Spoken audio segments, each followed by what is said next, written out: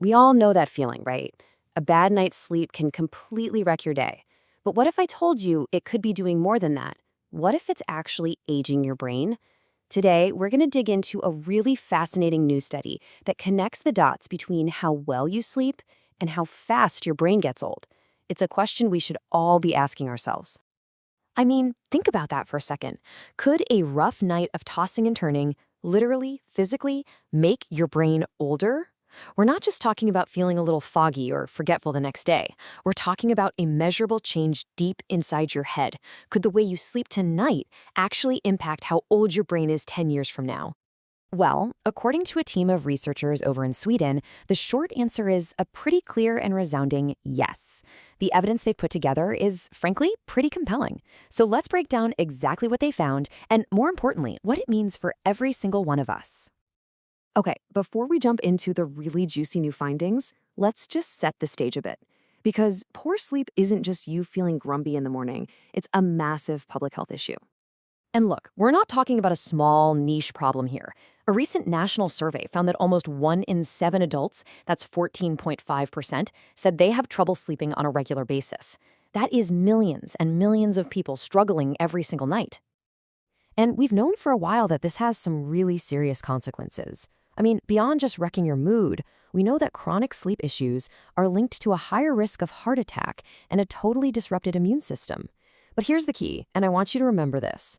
Poor sleep boosts inflammation all over your body. Tuck that little fact away because we're going to come back to it. So how do we get from a bad night's sleep to an older brain? Well, researchers from Sweden's famous Karolinska Institute wanted to dig deeper. They asked a really specific question. Can we actually see the effect of poor sleep directly on the brain itself? To do this, they use this incredible concept called brain age.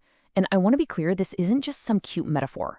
Scientists can literally use MRI scans to look at the physical structure of your brain and compare it to what an average brain looks like for someone your exact age. If your brain age comes out higher than your actual age, well, that's a sign it's aging faster than it should be. And the way they set up this study, it's just brilliant in how simple it is. First, they got over 27,000 adults to fill out these super detailed questionnaires all about their sleep habits.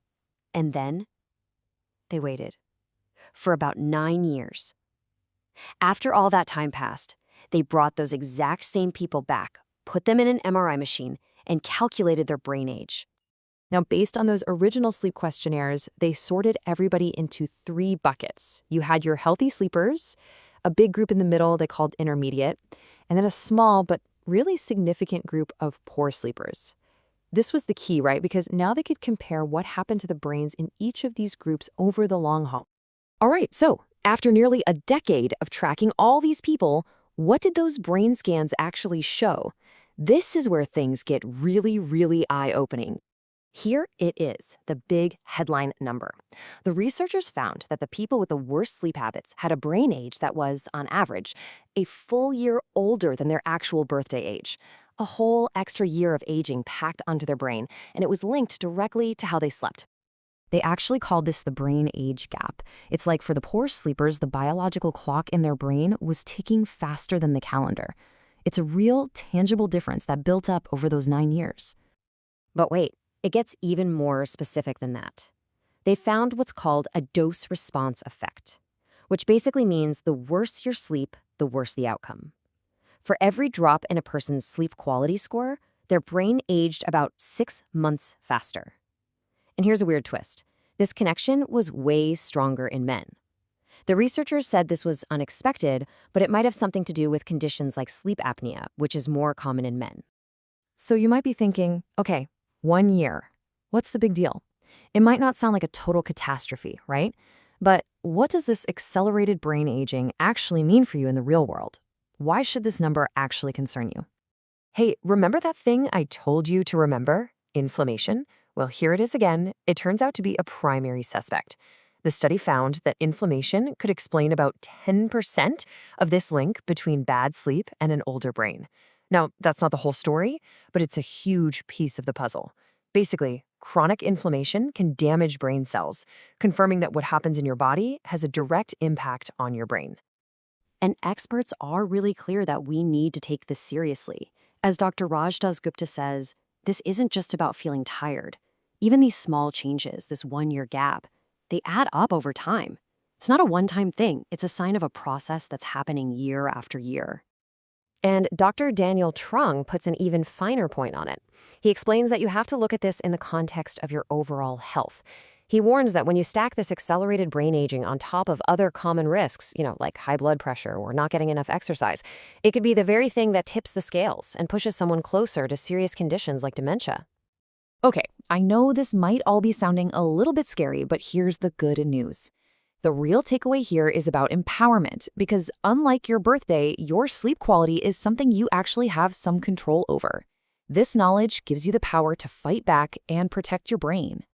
So, what can you actually do? Dr. Dasgupta has some super practical advice, stuff that experts call sleep hygiene. Number 1, stick to a regular schedule, even on the weekends. That's a big one. 2, make your bedroom a cave, cool, dark, and quiet. 3, watch the caffeine in big meals right before bed.